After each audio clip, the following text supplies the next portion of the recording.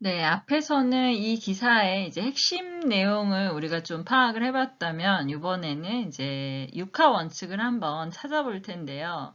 이 기사의 핵심 내용으로 저는 이제 한국과 미국의 이제 가짜 뉴스의 문제점이 핵심 내용이다라고 봤어요. 그러면 이제 질문을 좀 하나씩 해볼게요. 그러면 가짜 뉴스는 누가 만드는 거냐라는 질문에는 두 개의 답이 있겠죠. 이제 한국과 미국이니까 미국 같은 경우에는 사실 여기에는 잘 나타나 있진 않지만 제가 유추했을 때 트럼프 지지자들인가요? 어쨌든 트럼프 당선에 뭔가 크게 영향을 미쳤다고 하니까요. 그리고 한국은 이제 홍준표 전 대표였고요. 그래서 근데 언제 그런 문제들이 발생했냐라는 질문을 또 할 수 있다면 미국 같은 경우에는 어떤 지난 대선 때였고 한국은 안희정 관련해서 이제 뉴스 보도 당시를 말하고 있는 거고요. 그러면 이런 가짜 뉴스의 문제들이 이제 어디에서 발생하는 거냐라고 질문을 했을 때는 두 곳 다 이제 SNS 상에서 일어나고 있고, 그럼 구체적으로 가짜 뉴스는 무엇이냐? 그래서 가짜 뉴스의 어떤 생산과 확산, 뭐 이제 이런 것들, 그래서 이겠죠. 그래서 미국은 뭐 여러 예 중에 프란치스코 교황이 트럼프 후보 지지를 이제 선언했다라는 가짜 뉴스가 돌아서 당선에 이제 뭐 크게 영향을 미쳤다라고 얘기했던 게 있고요. 두 번째, 한국은 안희정 충남지사 어떤 성폭력 그런 폭로는 임종석 대통령 비서실장의 기획이다라는 설이 굉장히 확산이 됐었는데요. 그렇다면 이건 이제 사례이고 이런 가짜 뉴스는 도대체 왜 확산이 되냐라는 질문에서는 이제 여기 전문가들의 견해를 보면 사람들의 어떤 새로운 정보를 공유하고 싶은 그런 심리가 있다라는 거죠. 그래서 이런 전문가들의 견해를 통해서 이제 이유를 밝히고 있고, 그렇다면 이러한 가짜뉴스 확산으로 이제 어떻게 되는 거냐라고 또 질문을 던진다면, 여기 있는 엄청난 경제적 손실, 그래서 경제적인 비용이 굉장히 많이 있다라는 거죠. 그래서 엄청난 경제적 손실이 있다라고 좀 정리를 해볼 수 있겠습니다. 그래서 이렇게 해서 육하 원칙 찾으실 때 여러분들이 저처럼 구체적으로 질문을 하면서 찾으시면 좀 쉽고요. 그냥 단지 누가, 언제, 어디서, 왜 이렇게 질문하면 찾기가 어려우시거든요. 그래서 핵심 내용과 관련돼서 그러면 누가 만든 건데, 그래서 어떻게 되는 건데, 그쵸? 왜 그렇게 문제가 생기는 거야? 뭐지? 이런 식으로 질문을 하시면서 하면 좋을 것 같아요. 그리고 친구들이랑 같이 서로 반대편에서 친구가 하는 거와 관련해서는 이렇게 질문을 던져주면서 대답을 내가 또 해보고 이렇게 해서 훈련을 좀 하시면 내가 하고 싶은 핵심 내용은 이거야. 그러면 친구가 질문을 해주는 거죠. 그거와 관련해서 그렇게 해서 육하 원칙으로 외에도 사실 많잖아요. 그렇죠? 이런 것들을 만들어 보시면 좋을 것 같습니다.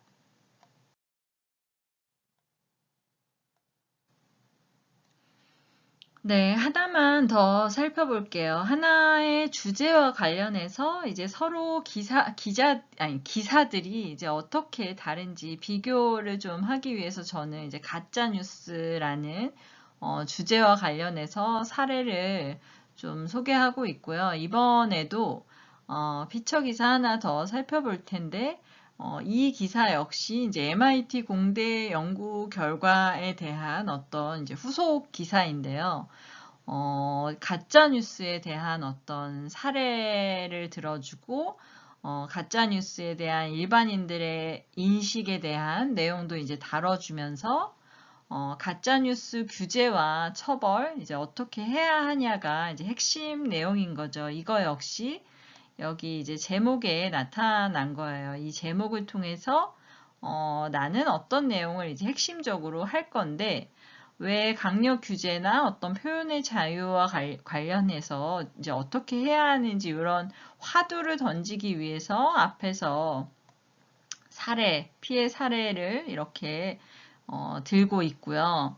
그 다음에 이거와 관련해서 여기 이런 공대 연구팀에서 이렇게 뭔가 내용이 해서 뭐 각별한 주의가 필요하다. 그러면서 일반인들은 이거에 대해서 어떤 생각을 하고 있는지 이제 다루고 있어요. 그래서 이제 핵심 내용, 그죠? 가짜 뉴스에 대한 규제와 처벌을 어떻게 해야 하냐가 이제 핵심 내용이겠죠. 이와 관련해서 이제 두 가지 관점을 소개하고 있는데요. 가짜 뉴스 처벌법 제정이 필요하다. 무턱된 규제는 위험하고 이제 건전한 여론 시장을 조성해야 한다라는 거죠. 그러면 이제 이게 핵심 내용인 거예요. 가짜뉴스 처벌 어떻게 해야 하는가? 이제 이게 핵심 내용이라는 거죠. 그러면 이거와 관련해서 이제 무엇을 이야기하고 있는 거냐라고 했을 때 처벌해야 한다가 하나인 거고 아니다. 여론 시장이 성숙해지는 게 더 중요하다라는 게 이제 이거에 대한 답이고요. 그러면 이거에 대해서 누가 이야기하고 있느냐? 그러면 첫 번째 이 처벌을 해야 한다 쪽에서는 여기 있는 민주당 디지털 소통위원회, 네, 댓글 조작 가짜뉴스 법률 대책단, 그쵸? 이게 이제 누가가 되는 거고 여기 무턱된 규제는 더 위험하다라고 여기에서는 정은영 팩트체크 센터장이 있고요. 한 명 더 있잖아요. 여기 충남대 언론정보학과 교수. 그래서 두 명을 들었고요. 그러면 이제 언제냐. 근데 여기 처벌이 필요하다는 여기 12일 국회에서 어머 얘 어머 제 아이폰이 옆에서 답변을 하네요. 네. 12일 국회에서 밝혔는데 여기 뒤편에서는 언제 그쵸? 어디서가 없어요. 그래서 이거는 없는 사실이고요. 그래서 없는 거를 찾으려고 너무 노력하시지 않으셔도 되고요. 없으면 없네 라고 파악을 하시면 돼요. 그러면 이제 왜와 관련해서도 두 가지로 나눠지겠죠. 왜 처벌을 해야 한다라고 생각하느냐. 그래서 여기에는 가짜뉴스 이런 댓글 조작 이런 근본적인 예방과 그쵸? 강력한 처벌을 해야 한다. 그러니까 뭔가 예방을 해야 한다라는 차원에서 이렇게 주장을 하는 거고요.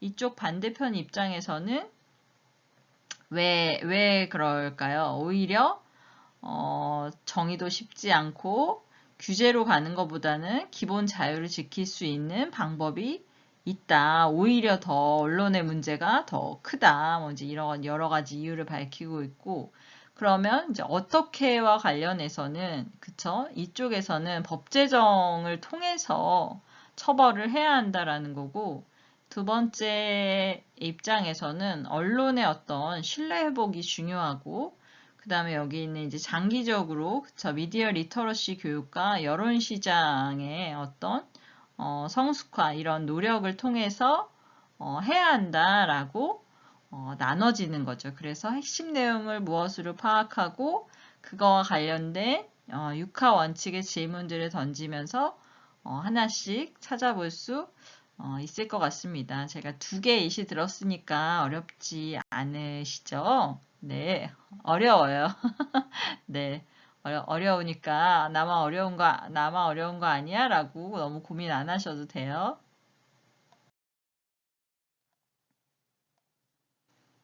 네, 이번에는 글쓴이의 의견이나 주장이 담긴 이제 칼럼 사례인데요. 대부분 언론사에는 이렇게 여기 경향신문 오피니언란에서 제가 찾은 건데요. 이렇게 오피니언란이 있어서 여기 사설, 여저, 기자 메모, 칼럼, 만평, 자치 발언대, 독자마당 이런 식으로 해서 다양한 견해들을 밝힐 수 있도록 되어 있고요. 우리는 이와 관련해서는 사실 보도자료를 작성하지 않아요. 그래서 참고로만 그냥 알고 가면 좋을 것 같고요. 내용을 읽어보시면 될 것 같은데요. 이제 이 기자는 김정은 사망설 가짜뉴스에 대한 어떤 이슈 후에 칼럼을 쓴 건데요. 기자로서 뭔가 굉장히 참을 수 없는 존재의 가벼움이 아니라 기사의 가벼움을 느낀 것 같습니다. 글쓴이가 느낀 참을 수 없는 가벼움은 무엇이었을지 이제 느껴보면서 글을 읽어보시면 어떤 견해가 있는지 이제 마지막에 나오게 되는데요. 이제 여러 가지 문제점들이 있고 기자 개인의 문제이기도 하지만 이 내용을 이렇게 읽어보면 실제로는 어떤 구조적인 언론사의 구조적인 문제로 이야기를 하는 것 같아요. 그래서 이분이 하고 싶은 이야기는 어쨌든 이런 미디어, 그쵸? 언론사는 여러 가지로 위기인데 위기 타개를 위해서는 새로운 전략과 변화가 필요하다. 이거는 누구나 할 수 있는 얘기지만 그래서 이러한 새로운 전략과 변화를 위해서 어떻게 가야 하느냐 이제 이야기를 하고 있는데요. 뭔가 이제 한정된 인력과 자원을 어디에 집중할 것인지 그래서 결국 선택을 해야 하는데 좋은 사례로 이제 뉴욕타임즈 사례를 들면서 결국 그쵸 뭔가 컨텐츠에 집중을 하게 되면서 다시 디지털 강자로 이제 돌아왔다라는 거죠. 그래서 신문사나 언론사가 어떻게 해야 하는지에 대한 방향을 사례를 통해 의견을 개진하고 있는 사례입니다. 네, 마지막으로 이제 피처 기사 중에 인터뷰 기사가 있었잖아요. 그래서 인터뷰 기사 사례이고요. 아, 이거 채원이가 알면 저 뭐라고 할 것 같은데 부끄럽다고. 저희 학과, 그쵸? 졸업생인, 네, 이채원 학생이, 신문에도 나고, JTBC 방송에도 나가면서 굉장히 화제가 많이 됐었는데요. 여기 제가 소개하는 거는 아주 짧은 글이고요. 전문은 여기 주소 있는 거 확인하셔서 보시면 되고요. 이렇게 인터뷰 형식으로 기사를 써서 전달하고 싶은 어떤 내용들이 있다면 여러분들은 인터뷰 기사 형식도 보도자료로 작성하셔서 만드셔도 됩니다. 그래서 얘는 그냥 읽어보세요.